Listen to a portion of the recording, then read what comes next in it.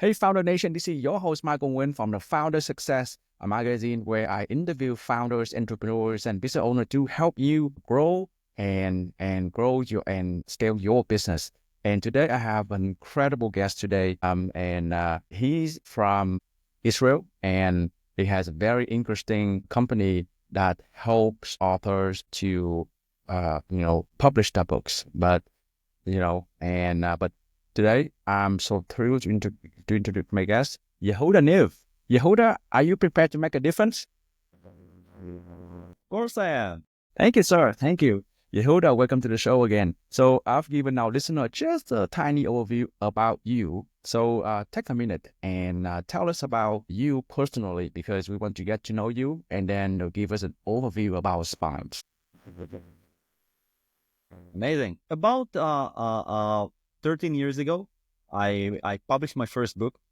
I was throughout my master's degree at electronics engineering, and then I realized that the publishing process is kind of broken. So I decided to bootstrap my own publishing company. I named it Niv Publishing. I wasn't that clever about the name. It's my last name, you know. So and it started in my dorm room, but it's grew to become the largest publishing house in Israel with over 1,200 titles published annually.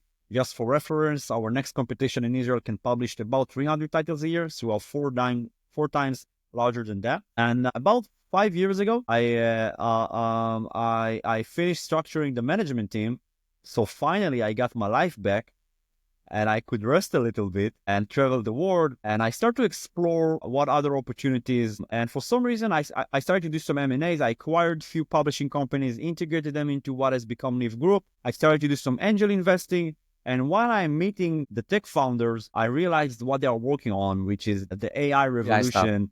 That I kind of foresaw. It was 2 years prior to ChatGPT, and I realized that I have two different options. Either I will become irrelevant by that emerging technology like everyone else, or I will be the one who lead this opportunity in the world. So I decided to start another company named Spines. And what Spines is actually an AI-based publishing platform. We allow authors to get their book published very, very easily. The AI takes care of everything for them. So after they finish writing their manuscript, we can take care of the proofreading, the formatting, the cover design, even narrated audiobooks. We can list the book across 100 distribution channels worldwide and manage the royalties and marketing campaigns. I started that company with my own capital, but soon I realized my money will never be enough. So I started to fundraise. I started with angel investors. Then we raised seed round led by Aleph. It was $6.5 million seed round. Aleph is a top-tier Israeli VC focused on early-stage startups. The partner who invested in us from Aleph is Michael Eisenberg. And 3 months ago, we finalized the Series A of $16 million, led by Oren Zehav. He's one of the top-tier investors in the Silicon Valley. And that's what set it up for this coming year. So to date, we've published already 2,500 American authors who trusted Spines with their work, with their book. And we've been growing very fast. For 2 years in a row, we've been growing in more than 1,000% year-over-year growth in revenues. Of course, a lot of challenges to come, and a lot of challenges that we already overcome. And in the States, there are 2.5 million titles published annually. Mm-hmm. That's the market, and only 50,000 of them are published traditionally. That means that a top-tier publisher recognized the book and decided to invest in the publishing process of that specific book. And most of the authors will never had that opportunity. They will be rejected. 99% of the authors are rejected by the traditional publishers. So they have only two different options. Either they will go to a self-publishing process or to a vanity publisher. Both will cost them somewhere between $10,000 to $50,000. Both will take them somewhere between 6 to 18 months. And suddenly, now they have Spines, which is a different alternative. Spines, we are not a publishing house. We are not a self-publishing service. We are a publishing platform. That's a new concept. We allow anyone to upload their manuscript. We take care of everything needed to be done for the book to be listed. And then we list the book across 100 distribution channels, not only on Amazon. Barnes & Noble, Baker & Taylor, Book a Million, and we help them manage the royalties and market their books, everything in one place. So that's, in a nutshell, what I'm doing and how I came to run Spines and what we're all about. Very impressive, very impressive. And I love the stat that you have about Thank you. 2.5 million book title being published, and only 10% that the people use the traditional one, so that leave a 90% of you for you guys to really make an impact. Yes, Yeah, it's a huge market, and it's also growing every year because more year people are realizing that I can build my personal brand by becoming a published author. It's for for um for a businessman who want to create his personal brand, who want to get the recognition. It's very easy way to build your authority. So that's why among the business people, probably publishing a book, that's a very strategic move to do. And with spines, that's easier than ever because you still have to write it, but after that we can take care of everything. And instead of that being a very frustrating and expensive project, we can simplify the journey. And we can also take care of the audiobook, and we can use the author's own voice. So instead of the author going to 40 hours in the studio recording himself, we only need 3 minutes of his voice. We can create a sample of his voice, and we can generate the whole audiobook. And nowadays, 40% of the book consumption on the planet is voice. Is 11 audiobooks. loops. So yes, Fantastic. so kinda. Yes. So let me understand. So your old life, you already have a very successful publishing company in Israel. I guess according to what you Yes. mentioned to me, you were like basically number one book publishing company in Israel, if you will. And then so apparently you do some angel investing, you acquire companies like publishing companies. And so I'm curious, like with that success, basically you can relax and you can chill and lie, but I guess what is the motivation for you to take another step and become relevant again in the space of AI? So, so, so I tried to do nothing, and it didn't work out. After a few months, I was very bored, and I looked for the next challenge. So, I had this vision, like, would I be able to publish at least million authors in my lifetime? And with Niv Publishing, we publish 1,200 titles a year. It's the fastest in Israel, but yet it will never get me to 1 million authors. And then when I came across this technology, I was inspired that finally it's possible. Finally, I have my new mission unlocked. Now I can actually do this. And of course, the US market is very more interesting market than the Israeli one. A huge opportunity, huge market, a lot of value to be added. And I believe, by the way, so if there are 2.5 million titles published annually, there is the 50,000 top authors, then are the rest of them. But I believe there are at least 10 million titles a year that are not being published. That's the unpublished market. And that's a huge market. And I'm trying to unlock that as well, because I believe that the only reason we know what happened on planet Earth thousands of years ago is because people wrote about it. And the only reason people will know what happens nowadays is because people writing and publishing books about it. And because all the digital media we live in nowadays, who know if it will remain? Everything needs electricity, but in 3,000 years' time, who know what will remain? But books that are printed, someone would find them, someone could read what you wrote.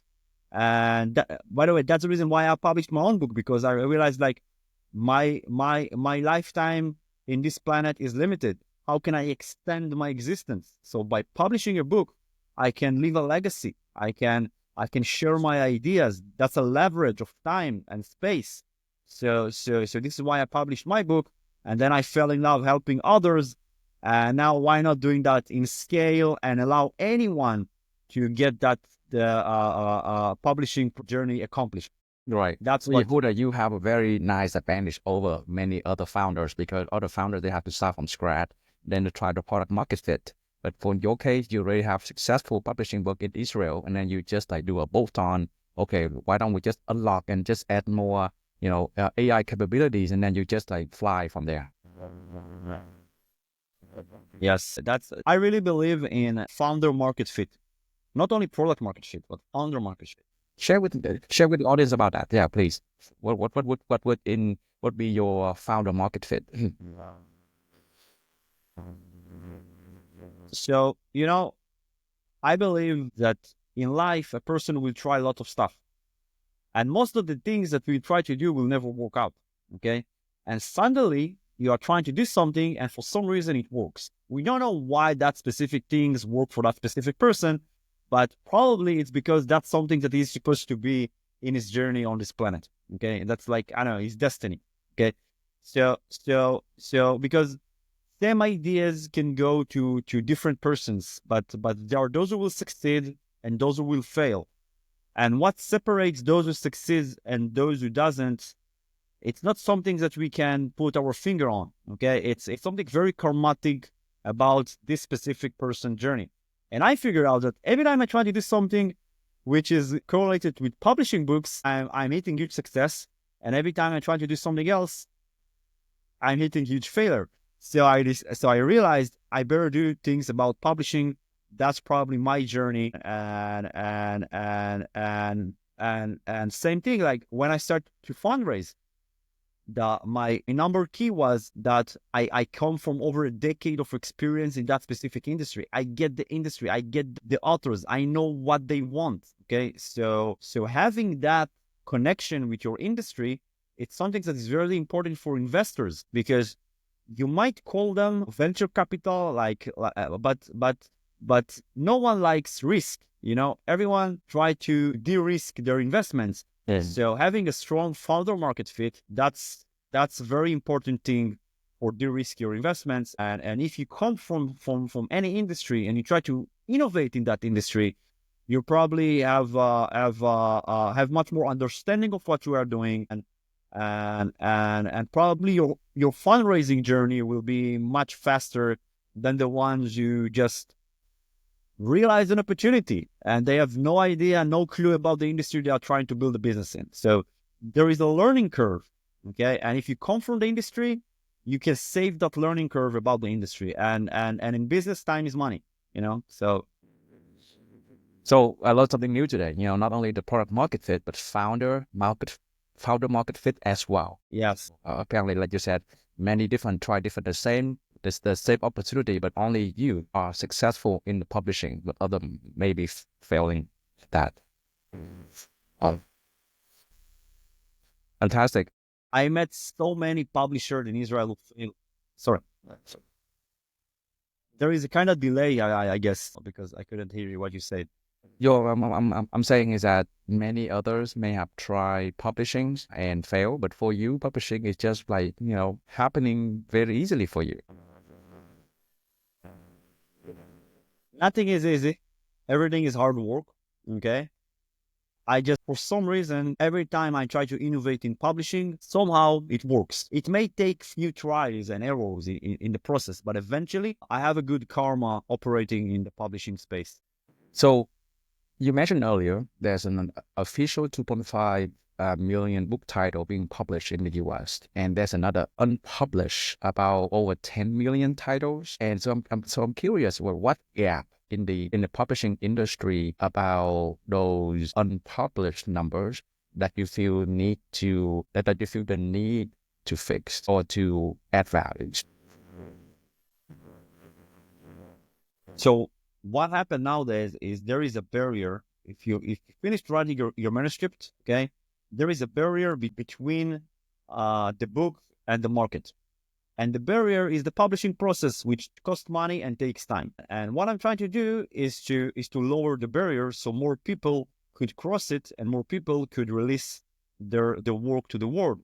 So, and by the way, 10 million, it's only my assumption. There is no real data about it that you can find. Okay. But from my decade of experience, I see that out of 10 authors, only one get his book published eventually. And that means that there is a huge unlocked market. And so my mission is to lower the barrier. I'll give you an example in a different industry that might help you and our listeners to understand what I'm talking about. So you have two different approaches. Let's say you have Netflix approach and YouTube approach. Okay, Netflix approach is to choose very wisely their content, they're financing the production, okay? And YouTube approach is to let anyone to upload whatever they like. It can be something that was photographed with your smartphone, very low quality videos, and also $1 million in production videos. And everything goes into the same platform, and let's let the viewers choose what is better, what is not. Okay.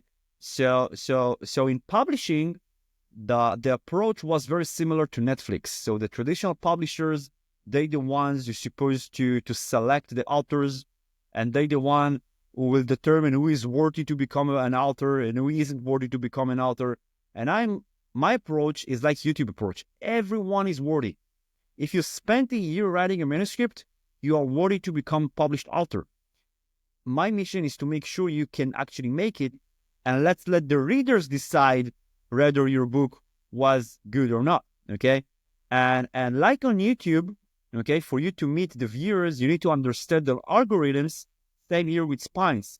What we do, we understand the algorithms of all the channels we list the books on, so we can now give you a better success rate with the books, because we can improve the visibility of the books. There is an XML file. It's called the metadata of the book, and it's a very technical, but you need to optimize that to gain more visibility in the specific platform. And each platform has different metadata requirements.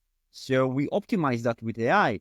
Also, the cover of the book, we scan the book, we understand what it's about, and now we can start recommend categories, because there are so many categories to choose from. You have to choose them wisely. How best-selling covers looks on those specific categories.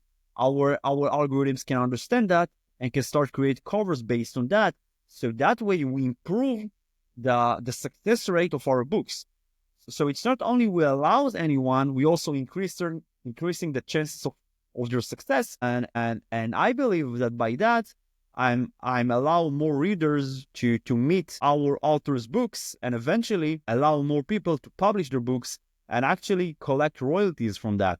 So that's my vision, to make sure that if you have a story, it will be a matter of choice to publish it. Like if you like to do that, you could able to do that.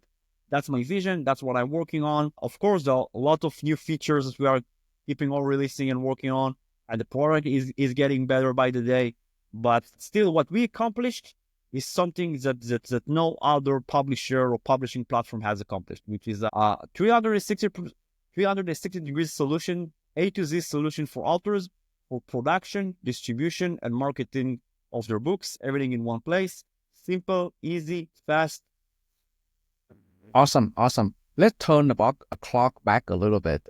Maybe can you share with the audience, like, what was the first big steps you took to bring Spines to life? What are some of the first big steps that you took? Yes. So when the idea just emerged, I invested my own $200,000 in this process, and of course, soon I realized it will not be enough.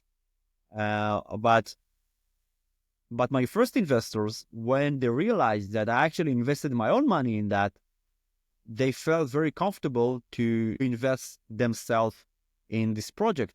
And it started as a side project in Niv Publishing, way before it named Spines. At the beginning, our name was Books AI. Okay. I thought it is a very clever name, but eventually I realized it wasn't, because now everyone thinks that the AI write the books, which is completely opposite than what we are doing. We are here to emphasize authors, to support human creativity. So we are not here to generate AI-based content. So that's what eventually we changed the name from Books AI to Spines. But I think that taking the first leap of faith, it was 2 years before ChatGPT released, before everyone spoken about AI. When I start speaks with investors about publishing books with AI, people thought that I was crazy. Okay, but yet I kept going. I kept pushing forward.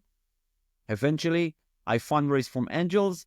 Eventually, I fundraised from a top tier VC, and eventually from another top tier VC. And I think that the belief in the vision, when you have only vision but zero traction, okay, your passion, it's the most important resource. So I realized that. And by the way, same thing happened with my first company, with Niv Publishing. I was like, the publishing process could have been done better. Let me do something about it. So then I came across this AI technology, and I'm like, now it can be even improved even further. So let's start working on that. And it was only a vision. It was a very vague idea, and I start developing, and I start pour budget into that. And I believe that being a founder of a business, that's a practice of leadership, because you have to lead your partners, you have to lead your employees, you have to lead your investors, you have to lead your customers. You have to become a very good leader to being able to manage any kind of company, not only a tech startup, but any kind of company. It's a practice of leadership, and the blind belief in what you are trying to create. I think that's what separates the ones who actually eventually make it happen, and those who are for some reason stop in the way. Because if you tell yourself you're able, and if you tell yourself you're unable, You're right. both are right. Okay, so And so I'm curious, you started Smile 2 years before ChatGPT became mainstream. And knowing what you know now, that ChatGPT, the capability of ChatGPT of LLM, would that change anything in your offerings or change anything in your equations at all? I like. By the way, when I just started, I assumed that one day tools like LLMs will be available. I didn't like in my crazy dreams, I couldn't realize it will be happening so fast. Okay. So what we're actually doing now is available only because of all the tools that are being developed and released into the world. So like having the ability to creating proofreading and grammar and spelling inside books, it's something that it was so far in my vision when I just started, because I assumed that one day it will be possible with AI to do that. Probably now let's focus on what is possible. But this technology is emerged very, very fast. Every 2 to 3 months there is a huge breakthrough. And just for example, like if you look at AI video content that was available a year ago and what is available nowadays, it's like decades apart, but it's happened in 1 year. So same things are in LLM, same thing in all the voice technology, like being able to sample author's voice and create a full audiobook out of that. Those technologies wasn't available 2 years ago, but they are now. So by the way, if you are a founder of any industry, like you have to innovate, you have to tap into the most up-to-date advancements of AI to see how you can leverage them inside what you are doing to create more value to your customer, to boost your growth, and to build amazing company. I see you saying. So 2 years ago, did you guys develop the AI publishing model without any like LLM or chat technology at that time? Like, are you guys just like ideate the process, or just recently integrate the LLM from OpenAI into the app, into the platform? Yes. So what we started with is very different than what we have right now. Back then, anything regarding text, we tried to create with rule-based systems, and it didn't work. And now, of course, we are using third parties LLM solutions but it's not only the integration with the third party solution.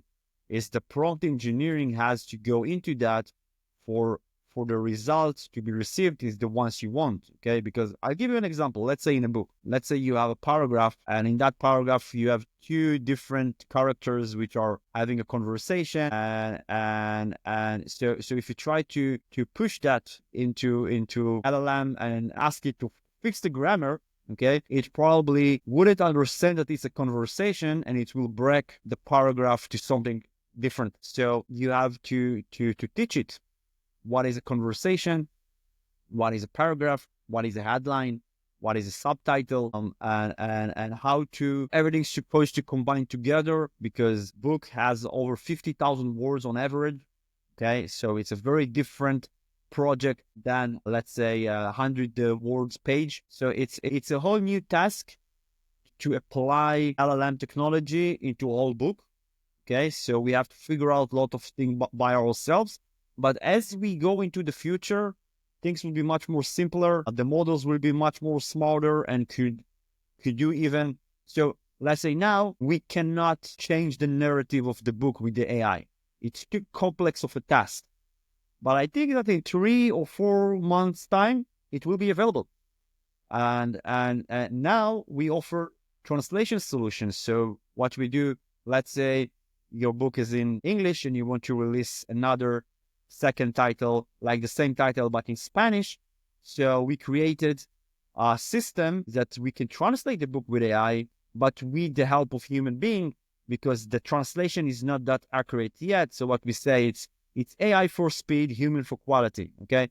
But I believe that in 6 months' time, probably the AI translation solution will be much, much better than our hybrid solution available nowadays. So as we will go into the future, the algorithms will be improved significantly. And I believe that things that we cannot do nowadays will be available in 6, maybe year time. And that will affect our product. And I think everything on the planet will be changed in 2 years' time because of that emerging technologies. Thank you for that, because before, when I went to Spines and check out the solution, I thought, I might just go to ChatGPT and ask ChatGPT to write a book for me. But now when you mention that the technology behind it is much more complicated, because you teach them what is a headline, what is subheadline, what is paragraph, what is narratives. And that makes me, oh wow, it's much more complicated, much more involved than just put your prompt into ChatGPT and start publishing a book. Yes, it's a whole different problem need to be solved when if you're trying to create 3 to 4, maybe 16 pages article. You can still do it with simple conversation with any LLM.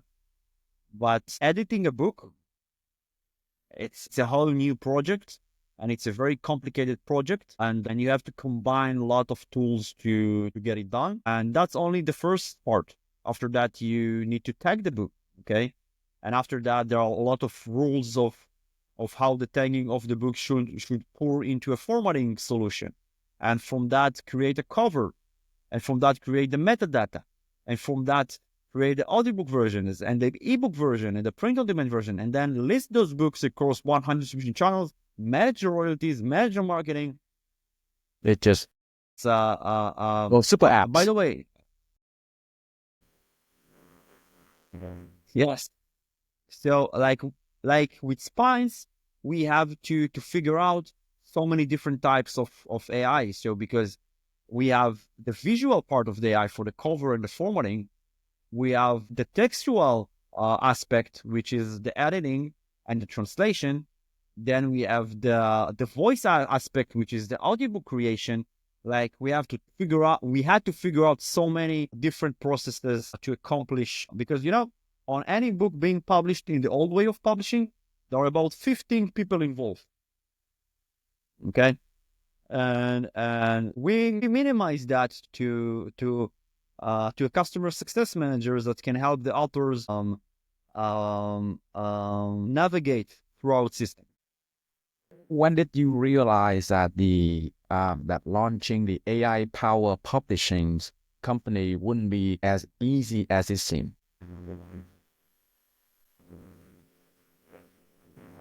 Every time you're trying to create a new approach to an old let's say, to an old way of doing something, and you're trying to innovate and you're trying to recreate, you will hit challenges, because people don't like change. They forced into change. And what happened now is AI is forcing a huge change on every industry. I couldn't do it what I'm doing right now without the new narrative that is going on everywhere that AI is capable to create such complex tasks. Okay. And yet it's still very hard to convince authors that AI solution can be good for their manuscript. Okay. Because that's their baby. They spent over a year writing the manuscript, and now for them it's a little bit scary to give to an automated tool to take care of everything. So that's why we still have a man in the loop, and that's why the authors has to approve every different step in the process. So it's not like everything is done for you and the book is listed without you ever reviewing that. Is the AI having this back and forth process with you when you have to improve every suggestion of the proofreading tool, select whatever of the covers that the AI generated for you. You can even optimize that by yourself. The AI may suggest categories, but eventually you have to approve that. So we implemented that system that help authors make decisions throughout the process. Okay, but everything that led toward the decision is led by AI, but eventually the human being have to make the decision because that's his own creation, that's his own book. Okay. And by the way, if let's say your book is accepted by a traditional publisher and they will take everything for you, you actually will have less control on the end result of what will be published than what you would have with tools like Spice, because here you have a man in the loop that accepting everything. And while you are working with a publisher, he might think he's smarter than you, and he knows what the cover should look like, and he knows what chapters should be removed from your book, and perhaps it's not what you meant your book to be all about. So I really believe in giving authors the control in their hands of what they're actually going to publish. Besides the resistance from, like you said, you mentioned like change, like people don't like changes, right? Besides that resistance, are there any other resistance that you are facing? Like, for example, the resistance from the traditional publishers or maybe authors, like, they said, hey, I don't want my manuscript, my baby, to be automated or rewritten by AIs, and how do you handle them? So, there is a phrase says that at the beginning, everyone tried to discard you. Then they try to say you are crazy. Then they're actually thinking you are actually doing something well, so they try to join you, and eventually you win. Okay. So I'm feeling that I'm now going through the process, because when I just started and I actually tried to approach publishers and told them about the technology I'm developing, and I was pretty sure it can save them tons of time and money. And they all thought I'm a crazy guy, that it will never work. And now they're actually trying to approach me, ask me if my tool can help them save costs, save time and money. So, but now we are very focused on the authors. We are very focused on our consumers, which are the authors. They the one who have been treated poorly for the past decades by publishers, and we are here to fix that. Let's say we announced our $16 million Series A, and like there are those who are very, very happy and in our message and what we are trying to create, and there are other publishers who actually try to discard what we are trying to create and wrote very not nice things about us. And for me, that's a sign that I'm doing something right. If the previous way of getting book published is scared about what I'm trying to do, that means that they realize that what I'm actually doing is dangerous to them and probably will make them irrelevant. And the only reason I started that is because I'm afraid that I will be left irrelevant in a few years' time. So I better do something about it. And and that's a very, very similar journey that you can see nowadays happening with self-driving. Okay, so if you've been, probably, I believe in Austin, Texas, that's going on as well with Waymo. Is that you actually have automated cars that can take you from place to place. And what Uber drivers has to say about that? They are very unhappy about that. Okay. So probably same thing is happening with publishers, and I believe same thing is going to happen in every different industry. So if you are founders, in any different industry, the mind, you need to realize that AI is coming, and you better find a way how to integrate that in what you are doing rather to fight it, because it's happening fast and it's happening big, and you want to be part of that, you know?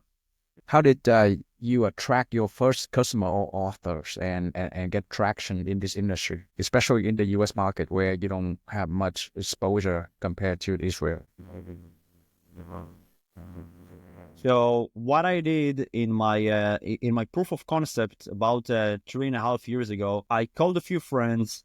I told them about what I've built, and I asked them if they want to be my first customers at Spines. Back then, our name was Books AI, and because they trust me and they know what I'm capable of course, they trusted me with their book, and we published it with Spines. And we actually, out of 7 books which we published back in 2021, we had one best-selling one.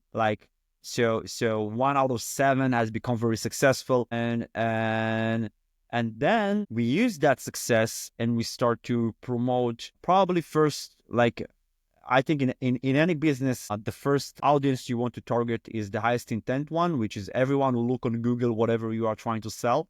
Okay, so for my situation is like everyone who looked on Google of how to publish a book is probably my customer. Okay, so this is how we started. And from there, we expanded our reach to Meta and more platforms and more channels. But I think starting with the highest intent, that's the best way to go, because then you will receive the best feedback. Okay, then you will receive the most relevant customers who are probably ready to buy. Okay, and if they are not buying, probably you are doing something wrong, so you can learn from that. Yep. So I think to start with the highest intent customers is the best strategy. There are other founders who will say the opposite, who will tell you to go and build a community and give a ton of value for years, build your brand, and then start to introduce whatever they probably would like to buy. I believe in different approach. Like, find what is the value you want to introduce, look for the highest intent available customer, see if they are willing to choose you with their credit card. And if they are, you're probably doing something right. If they aren't, you're probably doing something wrong. Optimize from that, fix very fast, and learn from them, and keep develop your product market fit. So the That's best like my strategy, approach to business. so the best strategy that works for you is to find the first customer that pay for your solutions. If you couldn't find it, optimize your offers until you find one, and then continue to amplify it from there. Yes. So when you're just on the MVP stage, like the proof of concept stage, don't go to the market yet, because you are not ready for the market. You still need to see if what you developed actually works. So at the beginning, start with your own friends and family. See if they are willing to use the product. See their feedback. Fix all the bugs and stuff that probably weren't working yet. And once you are pretty sure about the value that your product has to offer, now start to market that to the highest intent customers. Beside the spine success, what are some of the biggest controversy or backlash against spine so far that you're aware of? So what happened is when we announced our Series A, people actually didn't understand what we're all about, and they thought that we are about to generating AI-based books. Like when I said in one of the articles that we are here to publish somewhere between 6,000 to 8,000 authors in 2025, they misunderstood that and thought that we are here to generate 8,000 AI-based, like AI-generated books. And that's the opposite of what we are about, because people are very lazy. They are not reading everything through. They are reading the headline, AI publishing. They are here to replace authors. They are bad. It's only because they didn't spend enough time reading the whole article through. And if they will do that, they'll probably understand that we are here to support human creativity, to emphasize authors, to make sure as many authors as possible will actually publish their book, meet their audience, and so they could focus on writing books, not on all the technical and professional aspect of publishing, but they can focus on what's fun, which is writing, and we can take care of everything for them. By the way, we are still fighting that backlash. Okay, so I overread a Reddit thread, and it says that there was an author that was considering whether he publish his book with spines, and some of the replies was, they will only just list your books with one of the 8,000 the AI generated. And I'm like, who is? Yeah, that's true. And it's so we are still working on improving the misunderstandings that happened, and I believe eventually by kept being a guest in podcasts, people will finally understand what Spice is all about. That It's we're a actually here to platform. support It's you. a platform, not just helping you generate books. Yes, Understood. And yes, we are not here to replace authors. I totally understand. What is the most significant breakthrough that made Spine a success that you can remember? I think that what I did is, like, when I finalized the seed round, I had a meeting with Michael Eisenberg and Eden Shochat. They are the partners in Aleph. And Eden told me, your pricing is wrong. And I'm like, why do you think it's wrong? It's wrong. Eventually you will understand it's wrong. Okay. And then I understood that I need a pricing expert. So we went through we found an expert and went through a 4-month process of figuring out our pricing. And he helped us understand what is the best pricing model for spines. It was very, very far than what I had before that. Then I understood why he told me my pricing was wrong. But I think that as a vertical SaaS company, a SaaS platform, figuring out your pricing, that's an art, not a science. Okay, and it's optimizing process, and you have to research, and you have to try different models and see what works. But once you figure out the pricing model, your growth will be crazy. Okay, because having the right price tiers for the relevant avatars of your marketing, it's you have to optimize that, and it takes a while. So probably the pricing. So if you are a first time tech founder and you have a SaaS platform, probably your pricing is wrong. Okay, probably. And if you invest into that, if you bring in an expert who will guide you through the pricing process, you could improve your result tremendously, because it's very counterintuitive for me. By the way, it's like How many when it just like with the pricing that you have right now on the website, how many iteration it has been through? about 8 iterations to date. 8 iterations to Yes, with that pricing, 8 iterations. and the price is not like some weird numbers like 1,200 or something. That's very odd numbers in my opinion. Sorry, again? I mean the numbers, the pricing number is it's odd for me in my opinion, because I usually saw like 997, 1997, or 1495, something like Yes. that, right? And then suddenly like 12 something, and it seems like. But like you said, you've been do a lot of research and a lot of A/B testing to come up with this pricing. I bet that took a lot of data Yes. to prove that it works. Yes. Pricing is very counterintuitive. One of my investors told me, you do not choose your price, your market does. And that was a very smart comment, because once I realized that, okay, I need to start playing with the pricing until I will hit the right numbers, and having the external expert helping me with that helped a lot, because that speeded the process, because he told me what I need to measure, what I need to look to, and how to do that better than what I had before. So if you have to pinpoint one decision that propels Spines forward, what would it be? Probably to have the seed round from top tier VC, because as As a founder trying to fundraise, at the beginning, you are getting a lot of no's. Okay, and like no one even want to meet you. But once they all hear you raise from a top tier VC, now you have so many inbounds, okay, that you can start to be the one who actually choosing who your investor will be. Okay, so it's very, very important as a VC backed company. Who are your first investors?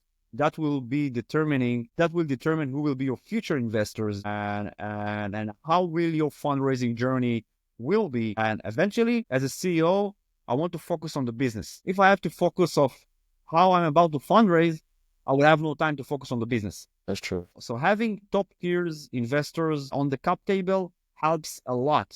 Okay, because people realize, like other VCs realize, like if they invested in him, I want to be invested as well. So that opens a lot of opportunities that were closed before that. So I think that's very important things to consider as well. I'd like to understand more about your revenue model as well as your backend model. So barely, so you charge an upfront fee to get the book published, and then apparently manage their royalties and so on and so forth. Like how would Spine, like what would your backend look like to really number one, not only add value to author, but also increase the profitability of Spine in the future for maybe, for the top tiers of VC to invest into Spikes. One of my most important lessons that I learned in my previous company, let's say the most expensive lesson I learned in my previous company, is to focus on unit economics. You have to figure out your unit economics, and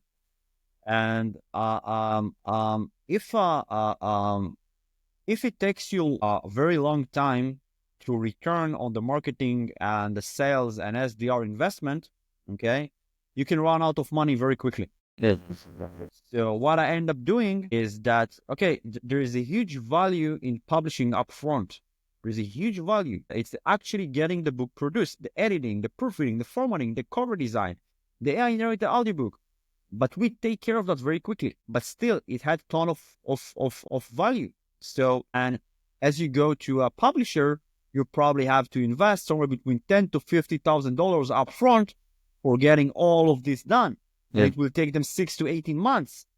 So because we are doing that in 3 weeks, that doesn't decrease the value of what we are doing. So this is why for that value, the author has to pay. But the amount he's paying is way, way less than what it will cost him on other publishing companies, because our whole process is done by algorithms rather than humans, and the humans are only the ones who are helping the authors or bridging the gaps of what the algorithms can do yet. Okay, so that's why our starting price point of the production plan is $1,200. Like, and everyone has that amount of investment to publish a book, because suddenly publishing a book becomes something affordable. Instead of tens of thousands of dollars, your initial investment now is decreased to only $1,200. On top of that, we have higher tiers of pricing if you would like to create more value.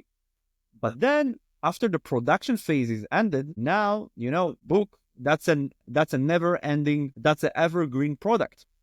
Okay. Because your book would always be available on the distribution channels. Someone has to manage it. Someone has to collect the royalties. Someone has to optimize the metadata all the time. So because things are changing. Okay. Someone has to introduce more distribution alternatives. And of course, we take care of all of that. And also, we can give them access to our, not only the royalty management tool, but also the marketing tool, and also our knowledge base of how to market books. So all of that value is correlated with our membership. So we have a membership start with $19 a month. Okay. You can pay that yearly. And so that is for the royalty management tool, for the marketing platform, for we keeping optimizing your metadata on the different channels. So that's what the membership is on. And on top of that, let's say you want to create an AMS campaign for your book. You know, performance marketing platform, that's a rocket science. Authors, they want to write books. They don't want to become a performance marketer. They'll probably go to an agency. They will have to add a retainer. They will have to pay them extra on the media budget. So what we do, we allow you to add a budget. We manage that budget for you. We have a fee from that, very small fee. And our tools can create the banners, the creatives, recommended audience, and we actually make all the optimization so we can make more out of your budget. So that's the marketing tool. And So you create this is our creatives model posted structure. and on Meta or Google's for them, or they will have to do it. Yes. So we manage the campaigns for the authors. So we are not only a publishing and distribution platform, we are also a marketing platform for authors. And but that depends on how much the author is willing to invest. If he's willing to invest in our premium tier production plans, on our premium tier distribution plans, on our marketing platform, we can do amazing stuff for him. Okay. So there are those who are only want to publish a book in a very, very small medium. They just want to recognize as a published author, and that's it. So we allow, no matter on which tier you are, we can offer you a value. Fantastic. I love the Thank you. your revenue life cycles. You know, you start from the highest value to publish a book, and then you have like a cycle of communities, and then at even more value of marketing platform as well. Yes. What do you see Spine like? You know, like what does success look like for you with Spine? Like, are you still like try to help 1 million authors, or it has been different since the injection or inception of AI? So my mission now is to keep our growth rate the same. Okay. Push through 2025, 2026. That way we will be established as the leading publishing platform, not only in the States, not only in America, but on planet Earth. One day even on Mars, who knows? So If Mars read books, if Martian reads book, right? yes. Yes. So that's what I'm working on. And you know, I believe if I will keep focusing on the authors, making their life easier, everything else will fall in place. That's my mission. Focus on my users, making their life easier, everything else will fall in place. Fantastic. Hey, Yehuda, if you have one challenge to my audience, what would it be? If you can leave one challenge to them, what would it be? So I'm a huge fan of reading books.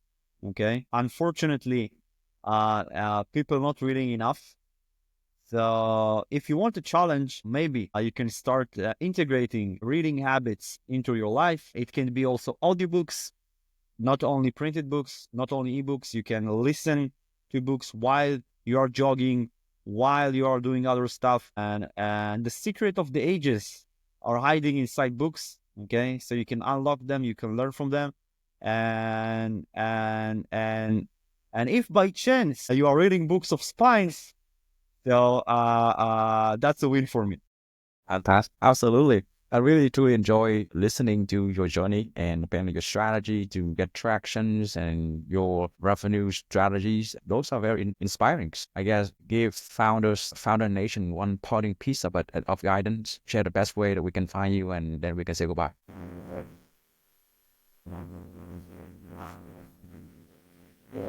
So you can look me up on LinkedIn. Okay, Yehuda Niv on LinkedIn.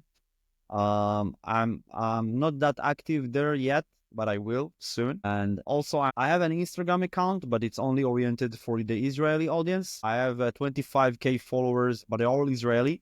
I'm planning on creating a new Instagram account in English for Americans. I still hadn't done that yet, but I will soon. So maybe you can find me there as well while you are listening to that. Maybe it already happened.